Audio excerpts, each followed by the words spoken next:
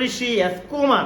അപ്പൊ ഋഷിക്കുട്ടൻ, ഞാൻ ഇന്നലെ വീഡിയോയിലൊക്കെ നമ്മൾ പറഞ്ഞ കാര്യമാണ്, ഋഷിക്കുട്ടനെ കൊണ്ട് പറ്റുന്ന ഒരു പരിപാടി അല്ല ബിഗ് ബോസ്. ഋഷി എന്ന് പറയുന്ന വ്യക്തി പേഴ്സണലി അടിപൊളി ഒരു മനുഷ്യനാണ്, അവന്റെ മെന്റാലിറ്റി ഒക്കെ സൂപ്പറാണ്.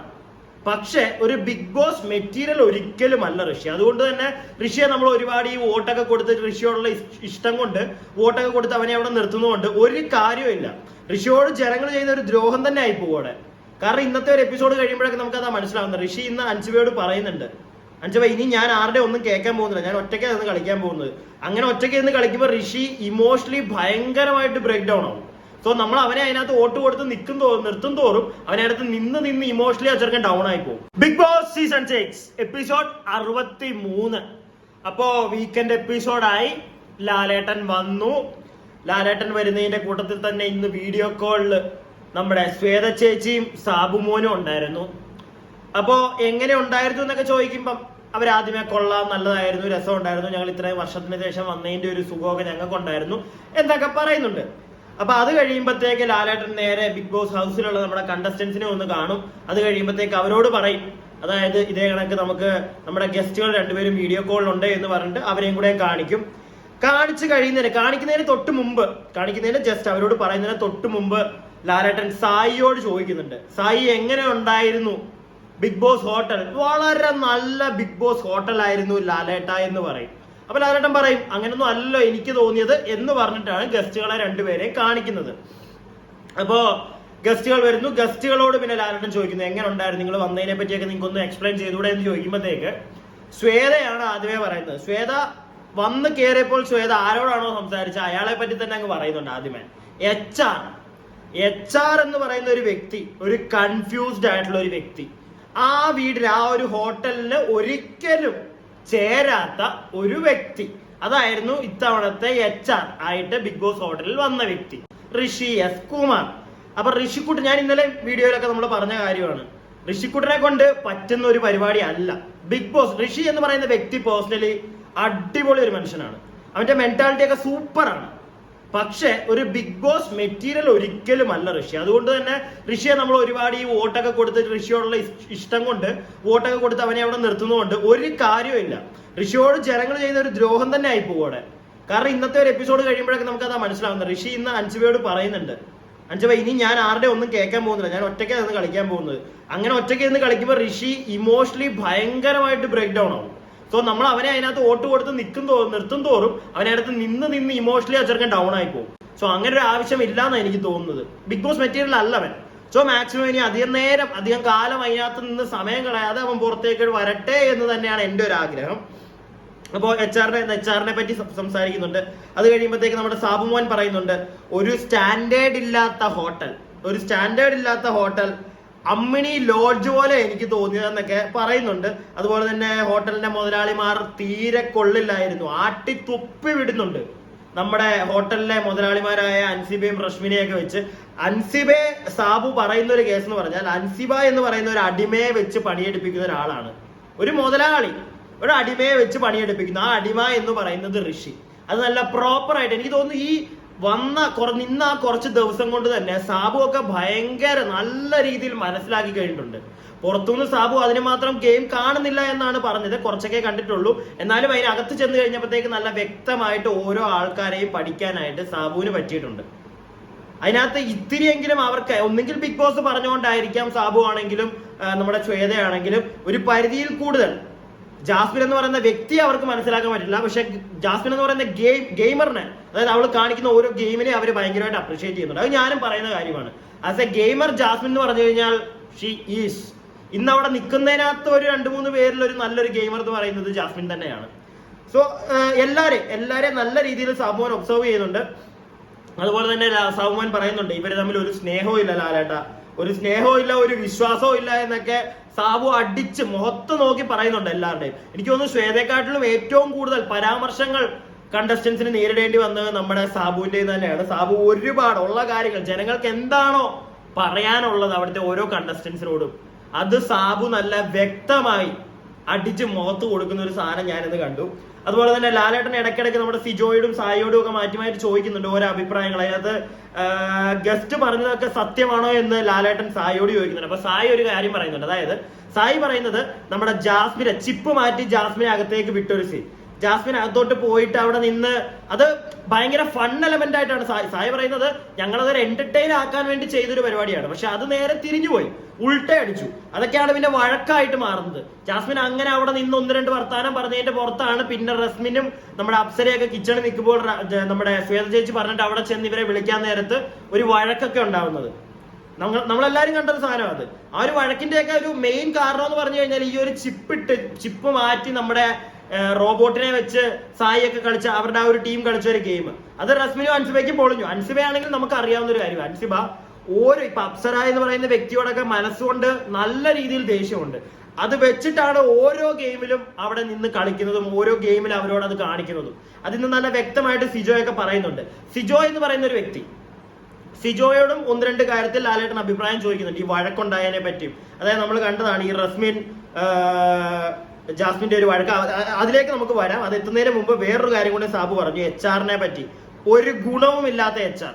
ശ്വേത പറഞ്ഞു, അത് കഴിഞ്ഞപ്പോഴത്തേക്ക് സാബുവിന് പറയുന്നുണ്ട് ഒരു ഗുണവുമില്ലാത്ത HR. അതായത് സായി ഈ ഒരു ചിപ്പിന്റെ കാര്യമൊക്കെ പറഞ്ഞതിന് ശേഷം ജാസ്മിന്റെ അതൊരു എന്റർടൈൻമെന്റ് ആക്കായിരുന്നു, അത് എന്റർടൈൻ ആകാതെ പോയി എന്നൊക്കെ പറഞ്ഞതിന് ശേഷം സാബു ഇതിനെപ്പറ്റി സംസാരിക്കുമ്പോൾ സാബു പറയുന്ന ഒരു കാര്യം, HR ഒരു ഗുണവുമില്ലാത്ത ഒരു HR. അതുപോലെ തന്നെ അഭിഷേക് പവർ ടീമിൽ ആ ഒരു ഹൗസിന്റെ ഈ ബിഗ് ബോസ് ഹോട്ടലിന്റെ മുതലാളിമാരിൽ ഒരാളായിട്ടുള്ള അഭിഷേക് ഒരു കാര്യവും ഇല്ലാത്തൊരു വ്യക്തി. എന്തിനാണ് ആ വ്യക്തി അവിടെ ഉണ്ടായിരുന്നതെന്ന് പോലും മനസ്സിലായിട്ടില്ല എന്ന് സാബു പറയുന്നുണ്ട്. എനിക്ക് തോന്നിയൊരു കാര്യമാണ് ഈ ഒരു ഹോട്ടൽ ടാസ്കിലേക്ക് ഈ ഒരാഴ്ച ആ ഒരു പവർ ടീമിലേക്ക് വന്നു കഴിഞ്ഞപ്പോഴത്തേക്ക് ഒതുങ്ങിപ്പോയൊരു വ്യക്തിയാണ് അഭിഷേകൊക്കെ. അഭിഷേകിനെ ഒന്നും കാണാൻ പോലും ഇല്ലായിരുന്നു. അഭിഷേകൊക്കെ അൻസിബയോടെയും നോറയുടെയും അതുപോലെ തന്നെ റഷ്മിന്റെ ഒക്കെ താഴെ വീണുപോയി. ഇവന്റെ പുറത്താണ് കയറി ഇരുന്നോണ്ടിരുന്നത്. അതുകൊണ്ട് തന്നെ അവനൊരു പ്രോപ്പർ ഒപ്പീനിയനോ ഇന്ന് നിന്നപ്പോ പോലും അവനൊരു പ്രോപ്പർ ഒപ്പീനിയൻ ഒന്നും ഇല്ലാത്ത പോലെ എനിക്ക് ഫീൽ ചെയ്തു. അപ്പൊ അതിനൊക്കെ കഴിയുമ്പോഴത്തേക്ക് ലാലേട്ടൻ സായിയോട് ഒരു കാര്യം പറയുന്നുണ്ട്, ഡയമണ്ട് കിട്ടിയല്ലോ. അപ്പൊ അതിനെപ്പറ്റി ഒരു കാര്യം ചോദിക്കുമ്പോഴത്തേക്ക് ലാലേട്ടൻ പറയുന്നുണ്ട് അത് പുറത്ത് പറയരുതെന്നല്ലേ പറഞ്ഞത്. അപ്പൊ ലാലേട്ടനോട് ഒരു എക്സ്പ്ലനേഷൻ സായി കൊടുക്കുന്നുണ്ട്. സായി പ്രോപ്പർ ആയിട്ട് ഓരോ കാര്യങ്ങൾ പറയുന്നുണ്ട്. ഞാൻ ബിഗ് ബോസിനോട് പറഞ്ഞിരുന്നു, ബിഗ് ബോസ് പിന്നെയും ഞാൻ സീക്രട്ട് ആയിട്ട് പറയണം, കൺഫെഷൻ റൂമിൽ വിളിക്കണമെന്ന് പറഞ്ഞപ്പോഴത്തേക്ക് പിന്നെയും ബിഗ് ബോസ് എല്ലാവരുടെയും ഫ്രണ്ടിൽ വെച്ചെന്നോട് ചോദിച്ചപ്പോൾ ഞാൻ ഓപ്പൺ ആയിട്ട് പറഞ്ഞു. അത് പക്ഷെ ലാലേട്ടൻ അപ്പോഴും ചോദിക്കുന്നത് ഒരിക്കലും പറയരുതെന്നല്ലേ പറഞ്ഞേ. പറയരുതെന്ന് പറഞ്ഞായിരുന്നെങ്കിൽ വീണ്ടും ബിഗ് ബോസ് ചോദിക്കരുതായിരുന്നു. സായിയുടെ ഭാഗത്ത് എനിക്ക് ആ ഒരു കേസിൽ വലിയ തെറ്റൊന്നും ഉള്ളതായിട്ട് തോന്നുന്നില്ല. കാരണം സായി ക്യാമറയിൽ നോക്കി വ്യക്തമായിട്ട് പറയുന്നുണ്ട്, എന്നെ അങ്ങോട്ട് വിളിക്കൂ, കൺഫെഷൻ റൂമിൽ വിളിക്കൂ, എനിക്കൊരു കാര്യം പറയാനുണ്ട്, ബാക്കി ആരും കേൾക്കാതെ എനിക്ക് സീരിയസ് ആയിട്ടൊരു കാര്യം പറയാനുണ്ട് എന്ന് പറഞ്ഞതിന് ശേഷവും എല്ലാവരും ഇരിക്കുമ്പോൾ സായിയോട് എന്താണ് പറയാനുള്ളത്, പറയൂ എന്ന് പറഞ്ഞിട്ടാണ് സായി പറഞ്ഞത്. സോ ആ ഒരു കേസിൽ സായിയുടെ ഭാഗത്ത് തെറ്റുള്ളതായിട്ട് എനിക്ക് തോന്നുന്നില്ല. ഓക്കെ, അപ്പൊ അത് കഴിയുമ്പോഴത്തേക്കാണ് നമ്മുടെ റസ്മിൻ ജാസ്മിൻ ആ ഒരു വഴക്കിനെ പറ്റി ലാലേട്ടൻ ചോദിക്കുന്നുണ്ട്. അപ്പൊ ഈ വഴക്കിനെ പറ്റി ഞാൻ അത് ഓൾറെഡി പറഞ്ഞു കഴിഞ്ഞതാണ്. എനിക്ക് അതിനകത്ത് ജാസ്മിനെ ഒരു പരിധിയിൽ കൂടുതൽ എനിക്ക് തെറ്റ് പറയാൻ തോന്നിയില്ല. റസ്മിൻ അകത്ത് കിടന്ന് എന്തോ ഒരു സാധനം പൊട്ടി അവിടെ, അത്രേ ഉള്ളൂ. അപ്പം ബേസിക്കലി ഈ ഒരു വഴക്കിന്റെ കാര്യം അവിടെ സംസാരിക്കാൻ കാരണം ഈ ഒരു വഴക്കിന്റെ ഇടയ്ക്ക് അതിനെപ്പറ്റി എന്താണ് അപ്സരയ്ക്ക് പറയാനുള്ളതെന്ന് ചോദിക്കുന്നുണ്ട്. അപ്സര ആ ഒരു കാര്യത്തെ പറ്റി പറയാതെ അവിടെ അപ്സരയും, ഞാൻ പറഞ്ഞല്ലോ അൻസിബ ഒരു ദേഷ്യം വെച്ച് അപ്സരയോട് നിൽക്കുന്നെങ്കിൽ അപ്സരയും സെയിം പാറ്റേണിൽ തന്നെയാണ് നിൽക്കുന്നത്. അവിടെ പലർക്കും അത് മനസ്സിലാവുന്നില്ല. അപ്സരയും ആ ഒരു ദേഷ്യം ഋഷിയോടും അൻസിബയോടും നല്ല വ്യക്തിപരമായിട്ടുള്ള ദേഷ്യം അപ്സരയുടെ മനസ്സിലും കിടപ്പുണ്ട്. അതില്ല എന്നൊന്നും അപ്സര പലപ്പോഴും അതില്ല എന്നൊക്കെ പറയുന്നുണ്ട്. പക്ഷെ അപ്സരയുടെ ഓരോ ആക്ടിൽ നിന്നും നമുക്ക് മനസ്സിലാക്കിയെടുക്കാം അപ്സരയ്ക്കും ആ ഒരു സാധനം കിടപ്പുണ്ട്. തിരിച്ച് ഇവരും അങ്ങനെ തന്നെയാണ് നിൽക്കുന്നത്. ഇവരും തിരിച്ച് അങ്ങനെ അല്ല നിൽക്കുന്നതെന്ന് ഞാൻ പറയത്തില്ല, ഇവരും അങ്ങനെ തന്നെയാണ് നിൽക്കുന്നത്. അപ്സര ഋഷിയുടെയോ നമ്മുടെ അൻസിബയുടെയോ പേര് ഒരു പ്രാവശ്യം എന്തെങ്കിലും ഒരു കാര്യത്തിൽ പൊക്കിപ്പിടിച്ചാൽ നേരെ 2 പ്രാവശ്യം അവർ പൊക്കിപ്പിടിക്കും. ആ ഒരു മോഡാണ് ഇവിടെ നടന്നുകൊണ്ടിരിക്കുന്നത്. അപ്പൊ ഇന്നത്തെ രാത്രി ഈ അപ്സരയുടെ ചോദിക്കുമ്പോൾ ഈ റസ്മിൻ ജാസ്മിൻ വഴക്കിനെ പറ്റി ചോദിക്കുമ്പോഴത്തേക്ക് ഞാൻ അങ്ങോട്ട് ചെന്നപ്പോഴത്തേക്ക് ഞാൻ കഴിഞ്ഞ ദിവസം പറഞ്ഞതാണ്, നമ്മുടെ അപ്സര അല്ല അൻസിബ ആട്ടി വിടുന്ന ഒരു സാധനം ഉണ്ടായിരുന്നു അപ്സര. അതിനകത്ത് ഞാൻ എന്താണോ പറഞ്ഞത് അപ്സര പറയുന്നത് ആ സെയിം സാധനം തന്നെയാണ്. നമ്മുടെ ജാസ്മിൻ അല്ല നമ്മുടെ അൻസിബ മാറിയിരുന്ന് പറയുന്നത് കേട്ടു. ഞാൻ ഷോ കാണിക്കാൻ അവിടെ വന്നുകൊണ്ടാണ് അവൾ ആട്ടി വിട്ടതെന്ന് പറയുന്നത് കേട്ടു. ഉടനെ അൻസിബ പറയുന്നുണ്ട് അങ്ങനല്ല, ഞാൻ തിളച്ച അവിടെ കുക്ക് ചെയ്തുകൊണ്ടിരിക്കുവായിരുന്നു, അപ്പൊ അതിനകത്ത് എണ്ണ പൊട്ടുന്നുണ്ടായിരുന്നു, അത് ആരെങ്കിലും ദേഹത്ത് വീഴ്, ഇവള് ചാടിക്കേറി റസ്മിനെ പിടിക്കാൻ വന്നു. റസ്മിനെ ഓൾറെഡി ഞാൻ പിടിക്കാൻ നിന്നപ്പോൾ റസ്മിൻ പറയുന്നുണ്ടായിരുന്നു എന്നെ ആരും പിടിക്കേണ്ട, കുറച്ചു നേരം ഞാൻ ഒന്ന് ഒറ്റയ്ക്ക് നിൽക്കട്ടെ എന്ന്. അപ്പത്തേക്ക് ഇവള് ചാടിക്കേറി പിടിക്കാൻ വന്നപ്പോഴാണ് ഞാൻ അവളോട് പോകാൻ പറഞ്ഞത് എന്നൊക്കെ അൻസിബ പറയുന്നുണ്ട്. ഞാൻ ഈ ഒരു കാര്യം അന്ന് കേട്ടതുമാണ്. അൻസിബ ഇത് ഋഷിയോടോ ആരോടോ ഒരാളോട് ഷെയർ ചെയ്യുന്നുണ്ടായിരുന്നു, ഇത് കണക്ക് എണ്ണ ദേഹത്ത് വീണേനെ എന്നുള്ളൊരു കേസൊക്കെ പറയുന്നുണ്ടായിരുന്നു. പക്ഷെ അതിന് വലിയ ഒരു കാര്യമില്ല.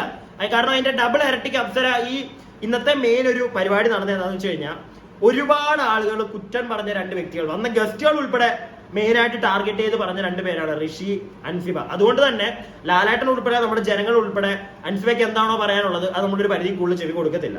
ഓക്കെ, അത് നല്ല വൃത്തിക്ക് സംഭവിച്ചു. പക്ഷെ എന്നാലും അവിടെ അപ്സര എന്തോ പൊങ്ങുന്ന പോലെ എനിക്ക് തോന്നി. അപ്സര അത്രയ്ക്ക് പൊങ്ങേണ്ട കാര്യമൊന്നുമില്ല. അൻസിബ പറഞ്ഞതിനകത്തും 1-2 പോയിന്റ്സ് ഈ ഒരു കാര്യത്തില് ആവശ്യമില്ലാതെ ചാടിക്കേറി അവിടെ കയറി ഒന്ന് ഷോ കാണിക്കാൻ നോക്കിയത് തന്നെയാണ് മോൾ, ഇല്ലാതൊന്നും അവിടെ പറയണ്ട. അത് കാണുന്ന എനിക്ക് മനസ്സിലായ ഒരു കേസാണ്. അൻസിബ അതിനുള്ള പ്രോപ്പർ ഒരു ഉത്തരവ് ഇപ്പോഴും ഇന്നെന്താണോ പറഞ്ഞത് ഈ സെയിം സാധനം കഴിഞ്ഞ ദിവസം ഋഷിയോട് പറയുന്നതും ഞാൻ ശ്രദ്ധിച്ച ഒരു കാര്യമാണ്. ഓക്കെ, രണ്ടുപേരുടെ ഭാഗത്തും തെറ്റുണ്ട്. ആരും അത്ര വലിയ മറ്റേ പുണ്യാളന്മാരൊന്നും അല്ല ഇവിടെ.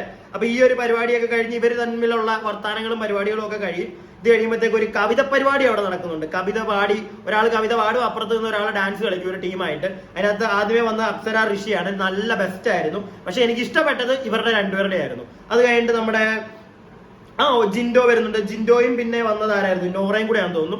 അവരുടെയൊക്കെ കൊള്ളായിരുന്നു. പക്ഷെ എനിക്ക് ഇതിനകത്ത് പൊതുവെ മോസ്റ്റ്ലി എനിക്ക് ഇഷ്ടപ്പെട്ടത് അപ്സര ഋഷിയുടെ ഒരു പരിപാടി അടിപൊളിയായിരുന്നു എന്തായാലും.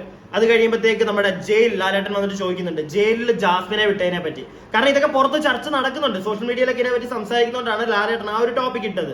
ഞാനും അതിനകത്തൊരു എന്റെ ഒരു അഭിപ്രായം പറഞ്ഞതാണ്.